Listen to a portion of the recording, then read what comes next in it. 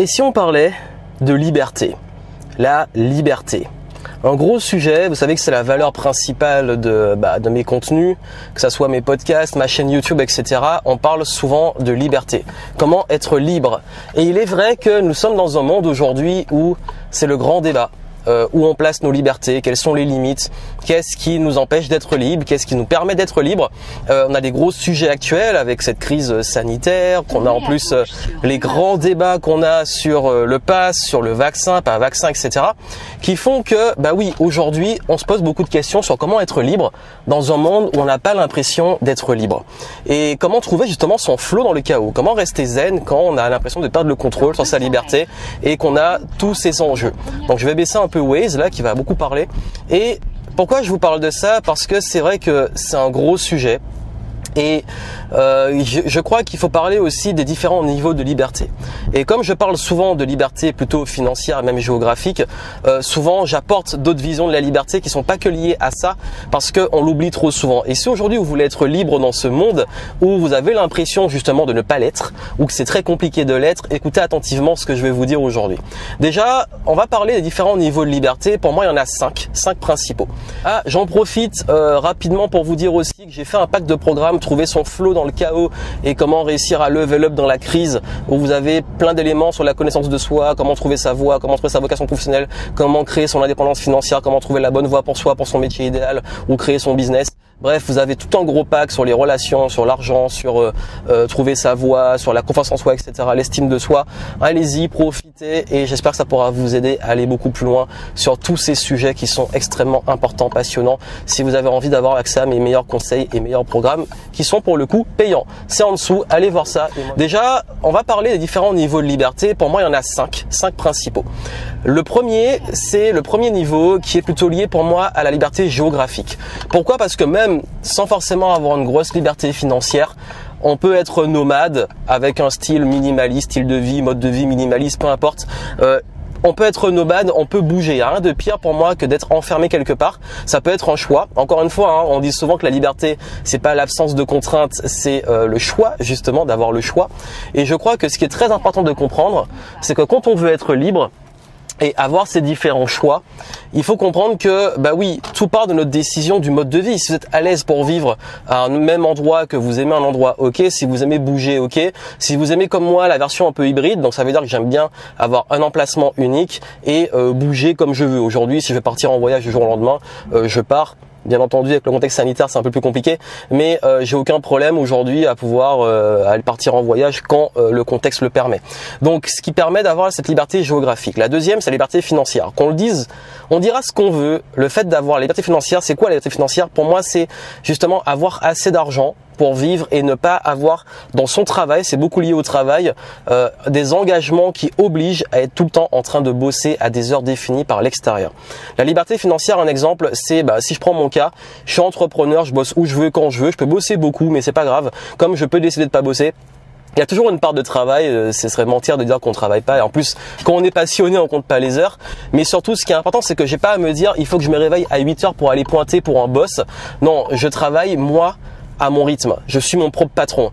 Et ce qui fait que cette liberté, oui, elle est importante. De même que la liberté financière. Aujourd'hui, il y a un grand débat sur est-ce que les tests ou le pass, tout ça va être payant. Demain, si, j'ai pas envie de prendre parti, j'ai pas envie d'entendre ce sujet, qu'il y a trop de débats dessus, je pense que vous êtes saoulé avec ça. Et je pense pas être légitime pour donner un avis dessus. Mais ce qui est important de comprendre, c'est que forcément, quand tu as de l'argent, tu peux avoir le cinéma chez toi, tu peux inviter tes amis chez toi. Tout le monde peut le faire, mais bon, tu peux le mettre dans les bonnes conditions. Tu peux bouger. À un moment, t'en as vraiment marre, tu te casses, tu vas dans un autre pays où c'est plus flex. Bref, il y a plein de choses que tu peux faire avec de l'argent. Tu peux aussi payer tes tests si tu veux avoir ton pass quand tu n'as pas envie de te faire vacciner. Bref, tu as plein d'opportunités, tu as le choix. Et l'argent, c'est le choix. Plus que juste avoir de l'argent pour avoir de l'argent, tu as toujours le choix. Tu peux avoir le cinéma chez toi, tu peux avoir le cinéma à l'extérieur, tu peux payer à peu près tout ce que tu veux, sauf tout ce, bien entendu, tu vas pas pouvoir payer l'amour, sauf l'illusion de l'avoir. La santé, tu peux avoir aussi accès à des meilleurs soins, mais bon, on est dans un pays où, oui, on a quand même la chance d'avoir les soins gratuits, mais je parle de, si tu veux vraiment avoir accès à des experts, même à l'étranger, tu peux. Bref, ça ouvre des portes. Et la liberté financière, elle est ultra importante. Parce que si t'as pas d'argent, ta vie, ça peut être un choix. Encore une fois, si c'est pas un choix et que tu es en galère, la vie est très difficile. Si tu as choisi le mode de vie minimaliste avec peu d'argent et que tu es heureux, tant mieux. Chacun en fait doit jauger. C'est ça que la liberté financière, quand on dit à partir de combien, pour moi il n'y a pas un chiffre qui est mieux qu'un autre. Ça dépend de chacun et de trouver soit son équilibre. C'est-à-dire que une fois que tu as atteint ce palier-là, tu sais que tu vis bien, tu te réfléchis plus, tu pars. Tu veux voyager en business ou en éco, tu fais ce que tu veux. Tu veux te prendre une belle voiture, tu veux te prendre une voiture de base, tu t'en fous, tu fais ce que tu veux. Quel que soit l'hôtel, tu veux faire en mode camping, camping-car, tu veux le faire en mode hôtel 5 étoiles, t'as le choix. Et ce choix-là, il est ultra important grâce à la liberté financière. Ensuite, on a ce que j'appelle moi la liberté relationnelle. Elle est importante parce que c'est tout ce qui va toucher, on va dire, les relations. Et avoir le choix de choisir avec qui on bosse, avec qui on traîne. Techniquement, on pourrait se dire, mais oui, mais c'est évident, la liberté relationnelle, on l'a tous, on choisit, etc. C'est pas si vrai parce que ça demande une force aussi qui va être liée à la liberté qui va suivre. Parce qu'en fait, beaucoup de personnes peuvent, et je le sais, se priver de cette liberté parce qu'ils s'obligent dans des relations qui leur plaisent pas. Ça peut être le couple, ça peut être des amis. Ils sont pas eux-mêmes pour plaire aux autres. Et aussi le gros piège du besoin de pouvoir justement rentrer dans le moule et être accepté, donc du coup quitte à ne pas être soit aller contre ses valeurs, se retrouver dans des relations qui nous correspondent pas. Tout ça en fait c'est lié à cette fameuse liberté, mais où on peut ne pas être libre parce que justement on n'applique pas ce concept de pouvoir aussi vraiment filtrer avec qui on est, savoir dire non, savoir filtrer ses relations, et c'est ultra important. Ensuite, on a la liberté d'être soi. La liberté d'être soi, enfin, tout est lié, hein, mais elle est importante parce que être soi, c'est plus compliqué qu'on le pense parce que nous sommes dans une société où il faut être comme ci, il faut être comme ça, il faut rentrer dans le moule. Vous savez, je parle beaucoup de multipotentialité, d'être atypique, etc. Tout le monde, quelque part, peut avoir des différences, mais c'est vrai qu'on a quand même des choses dans cette société qui sont la norme. Et si on rentre pas dans cette norme, on peut vite être catalogué ou être malheureux de ne pas être dans cette norme. Et je pense qu'il est très important de comprendre que si aujourd'hui vous n'arrivez pas à être vous-même, vous ne sentez pas vous-même parce que vous vous conformez, parce que vous faites un métier qui vous correspond pas, qui ne soit pas vos talents, parce que vous avez des relations dans lesquelles vous devez mettre un masque, vous allez être malheureux. La liberté d'être soi est ultra importante, et ça c'est un choix qu'on peut avoir quelle que soit la situation dans laquelle on est. Et je vais finir par une liberté très importante, pour moi c'est la liberté de sens. Quel sens vous mettez à tout ça? Vous savez, on peut tous avoir des combats, on peut tous avoir des causes qui nous tiennent à cœur, on peut tous avoir des valeurs communes, différentes, des intérêts communs et différents. Et ça, c'est pour moi l'aspect beaucoup plus peut-être de sens, peut-être même spirituel. Ça va au-delà du mental. Ça veut dire que c'est pas juste je suis moi-même ou je respecte mes valeurs, etc. C'est vraiment je suis aligné dans ma vie de façon globale. Ce que je fais a du sens et tout ce qui se passe a du sens. Et cette liberté-là, on peut l'avoir et elle n'a aucun coût. Elle n'est pas liée à des histoires d'argent, elle n'est pas liée à l'histoire des géographies parce que c'est soi-même. C'est aussi la dignité. C'est aussi lié à la capacité à rester ancré et aligné avec ses valeurs, à rester intègre. Et ça, c'est une des plus grandes libertés, la plus importante. Vous l'aurez compris que j'ai fini par la plus importante, c'est que je l'ai fait dans l'ordre. Et vous avez vu que, bizarrement, j'ai mis la liberté financière en deuxième position. Pourquoi? Parce que on peut être libre financièrement et mettre des masques, jouer un rôle, avoir des relations pourries, être malheureux. Et pour ça que pour moi tout est lié. Donc pourquoi je vous ai parlé de ces libertés? Vous savez, il y a une citation de Nietzsche que j'adore qui dit que ce n'est pas le doute mais la certitude qui rend fou. Et je crois que dans ce monde-là, dans lequel on n'a plus le temps de douter, parce qu'on a 10 000 infos qui arrivent en même temps, on a plein de gens qui essaient de nous convaincre de tout et de rien, on a toujours un avis à donner, on ne peut plus douter. Quand on commence à douter, on est soit catalogué, soit comme s'il y avait un truc d'obligation de devoir suivre les choses comme elles sont. Si tu commences à douter du système, tu commences à douter de choix gouvernementaux, si tu commences à douter de ta carrière, douter de décisions de ton boss. Alors, il y a le bon et le mauvais doute. Je parle pas des sceptiques dans le sens tout le temps. Non, contre. Ça, c'est pas productif. Je parle du doute, de l'esprit critique et surtout de la liberté de penser. Et ça, c'est très important.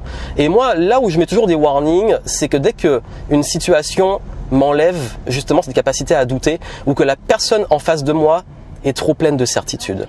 Oui, on peut avoir confiance. Avoir confiance est une bonne chose, avoir confiance en soi, etc. Mais le doute, pour moi, il est sain parce qu'il permet la remise en question, il permet l'amélioration. Heureusement que les entreprises peuvent douter, par exemple, de leurs services, de leurs produits, pour pouvoir les améliorer, pour augmenter l'expérience client. C'est important, je crois même parfois, de douter dans certaines situations, de se dire, bon, ok, peut-être que là, je devrais plus travailler sur ça ou sur ça, et pouvoir justement se remettre en question, pouvoir avancer, progresser. Donc, il y a le doute qui permet d'évoluer, mais il y a le doute qui bloque totalement. Par exemple, total manque de confiance, total manque d'estime, je doute de tout, tout est contre moi, qui est plus lié par exemple à de la victimisation ou juste être contre pour être contre ou voilà. Ça, je parle pas de ce doute, je parle vraiment du doute qui permet justement la remise en question et l'évolution. Et heureusement qu'on a encore aujourd'hui des gens qui parfois sont pas d'accord avec vous, parfois qui ont des avis divergents. Et c'est intéressant justement de rester, de pouvoir rester, continuer, accepter ça, parce que c'est ça aussi être libre. On peut pas être libre dans un monde où on n'a que des certitudes, parce que vous allez tout le temps challenger. Et si vous êtes complètement figé, ben vous allez aussi souffrir parce que vous êtes tout le temps dans un combat de devoir prouver quelque chose ou vous justifier. Et ça en revient à toutes les libertés dont j'ai parlé, notamment celle d'être soi et d'être aligné avec ses valeurs. C'est qu'aujourd'hui, moi, je suis pas encore parfait dessus, mais je travaille beaucoup sur le fait de ne plus me justifier. Parce que voilà, j'ai décidé, c'est bon pour moi, c'est pas bon pour moi, ce sont mes valeurs, je suis ancré, je suis aligné, et pour moi c'est ultra important, et du coup c'est comme ça. Par exemple, par moment dire non sans se justifier. Parce que non, parce que ça m'intéresse pas, parce que c'est pas pour moi, parce que j'ai d'autres priorités, point barre. Savoir aussi est très important, justement trouver une liberté dans une situation où on semble ne pas être libre. Aujourd'hui, j'ai quand même la chance, et je suis un privilégié sur ça, après ça a été des choix dans de longues années. Par exemple, maintenant ils confinent, ça change pas ma vie, ça impacte très peu mon business. Passe sanitaire ou pas passe sanitaire, je m'en fous finalement parce que je vais toujours trouver des façons de m'occuper ou de continuer à vivre sans que ça me rende malheureux. Bref, tout ça en fait, et c'est lié à toutes les libertés dont j'ai parlé avant. Et forcément, moins on est libre par rapport à tous ces plans-là, la liberté financière, géographique, d'être soi, relationnel, etc. On s'oblige beaucoup.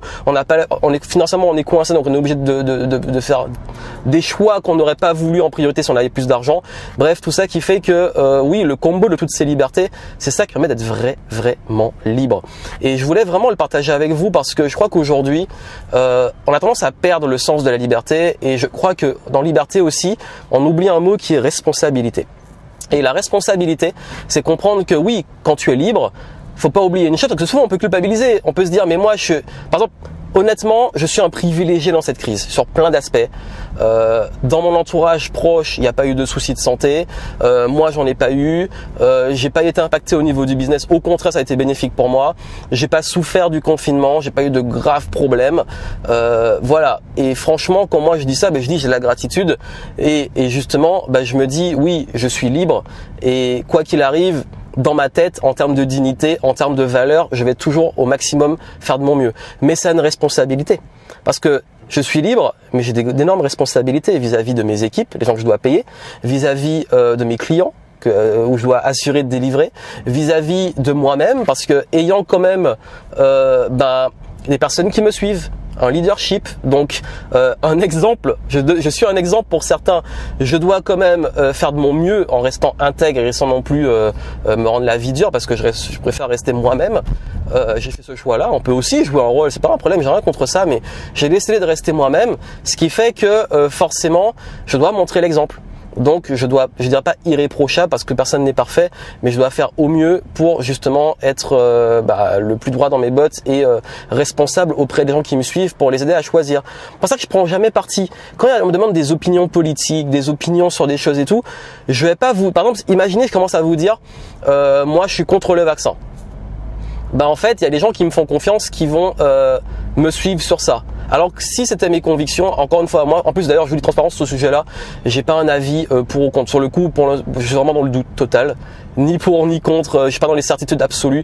Je doute beaucoup parce que pour mon cas particulier, mais ça c'est autre chose. Je suis vraiment en mode faites ce que vous semblez bon pour vous. Après, il y a l'aspect aussi société. On parlait de responsabilité.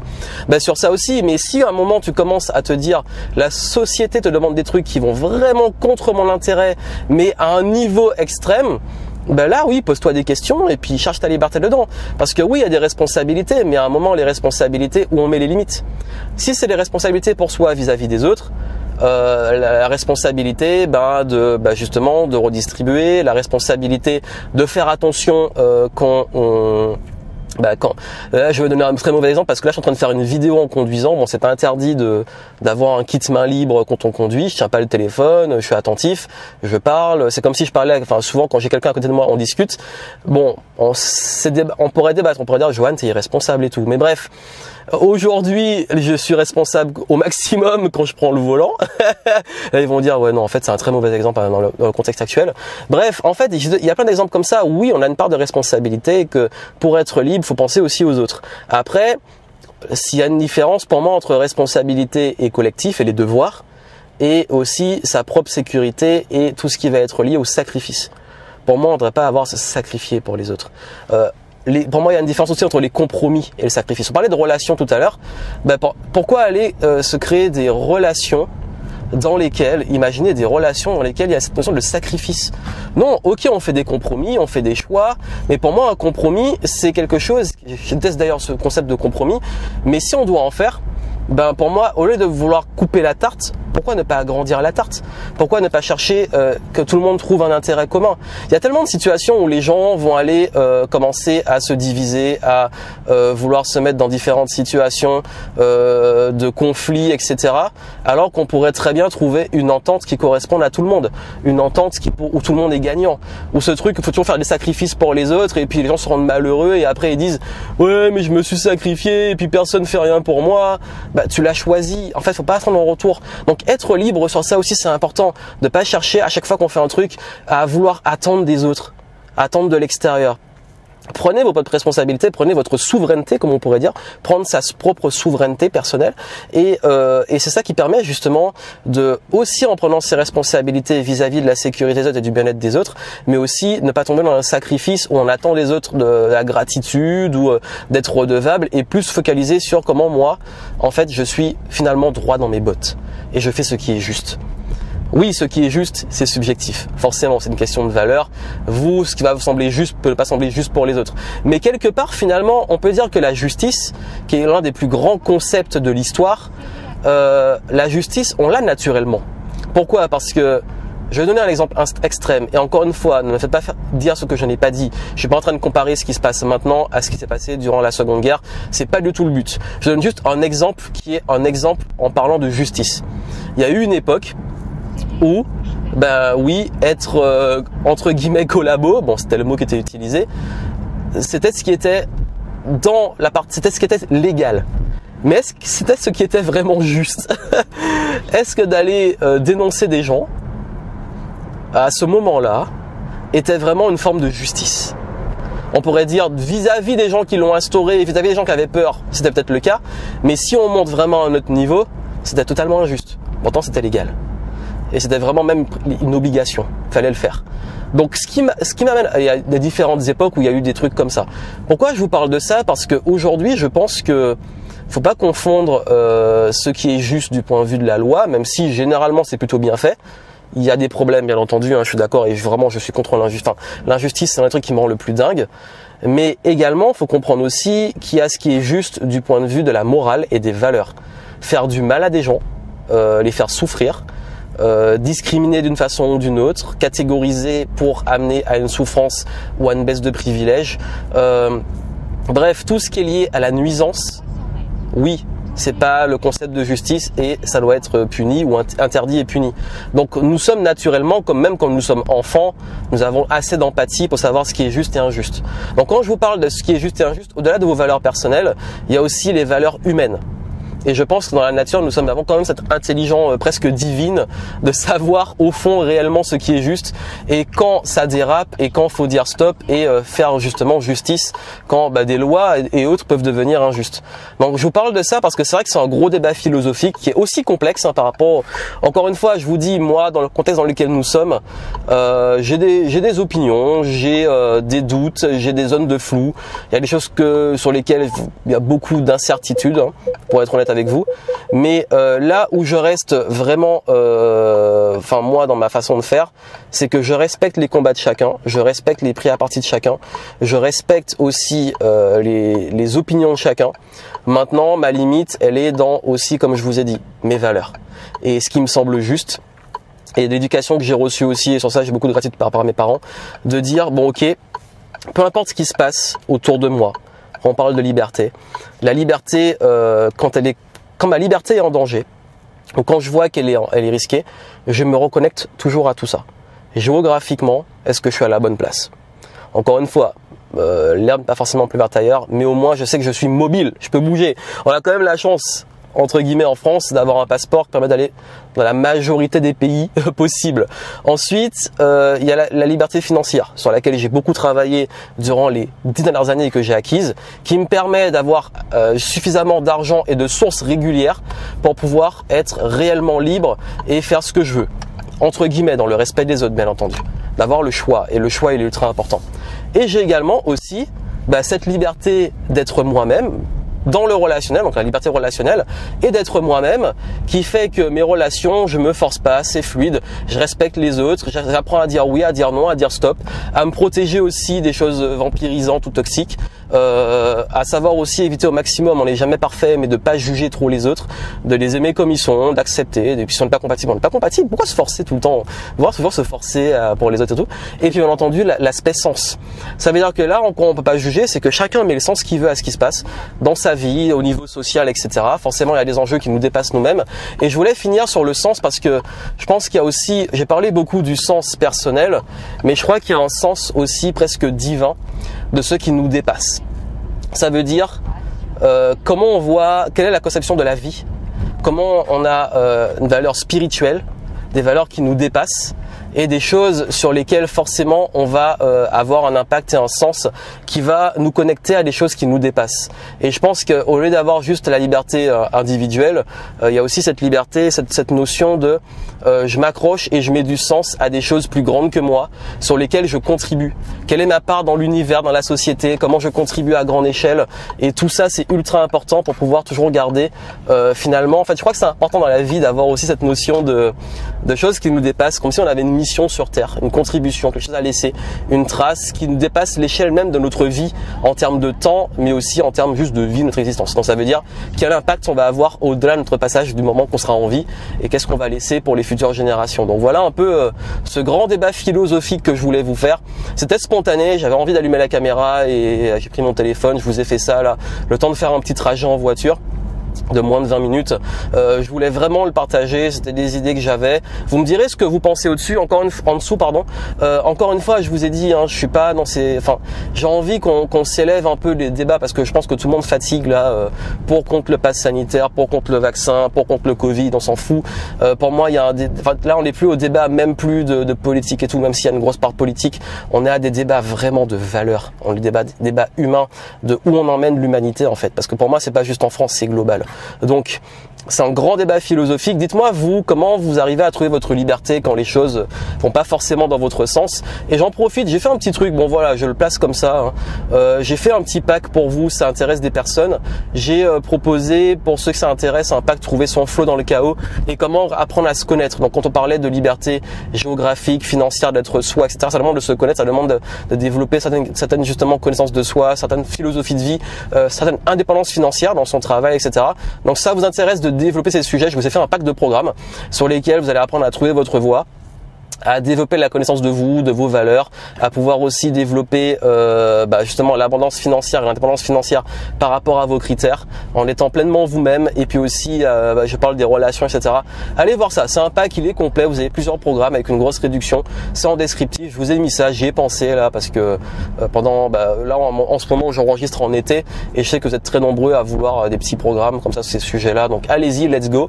Et puis on se retrouve pour des prochaines éditions. Voilà, allez, je vous souhaite plein de succès et moi je vous dis à très bientôt.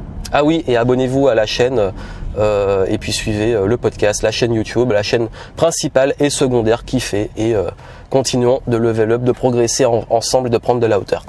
Voilà, voilà.